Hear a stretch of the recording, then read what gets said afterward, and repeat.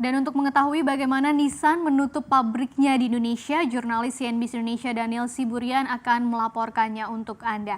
Daniel, apakah aktivitas di dealer Nissan terpantau masih berlangsung?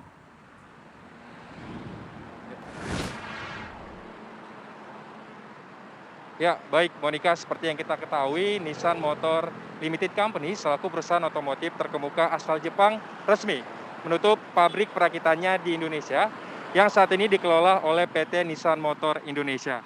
Adapun penyebab yang menjadi latar belakang diambilnya kebijakan tersebut adalah karena perusahaan ingin merasionalisasikan biaya dan mengoptimalkan bisnis demi mencapai pertumbuhan fiskal dan pendapatan bersih yang disertai stabilitas dan profitabilitas keuangan pada akhir 2023 maksud saya, terutama di tengah ketidakpastian global akibat pandemi COVID-19.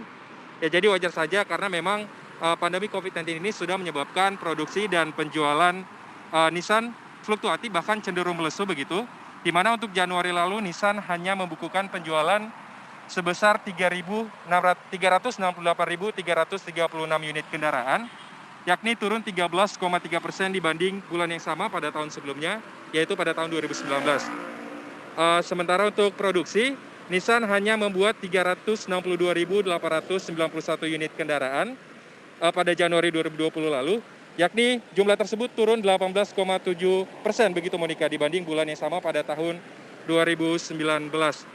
Nah, melihat adanya penutupan tersebut, memang sejauh ini pantauan kami di salah satu dealer Nissan yang berada di daerah Jakarta, memang terpantau sepi begitu dan tidak terlalu ada banyak aktivitas seperti hari-hari sebelumnya.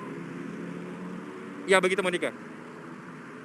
Mana Daniel dengan rencana dari penutupan pabrik Nissan yang ada di Indonesia saat ini? Ya.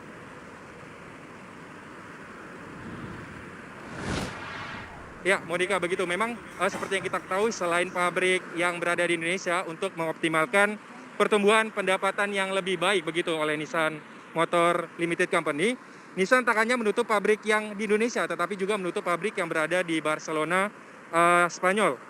Di mana dengan penutupan ini, maka fasilitas manufaktur di ASEAN akan berkonsentrasi di pabrik Thailand sebagai basis produksi tunggal.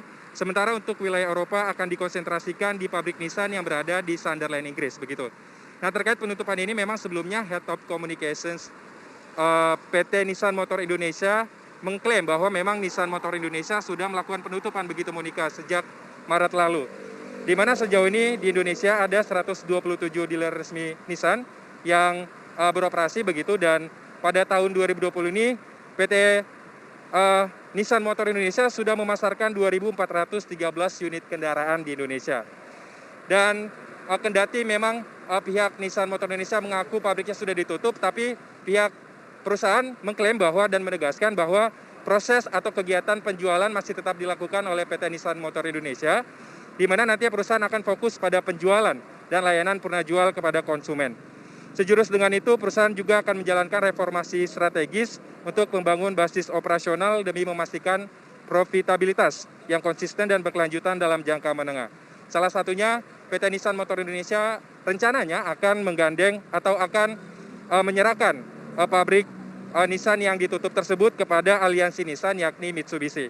Nah, sebagai tambahan Monica, selain pabrik Nissan, sebelumnya juga sudah ada perusahaan otomotif, yakni perusahaan otomotif Ford yang sudah hengkang dari tanah air, yakni tepatnya pada tahun 2016 lalu.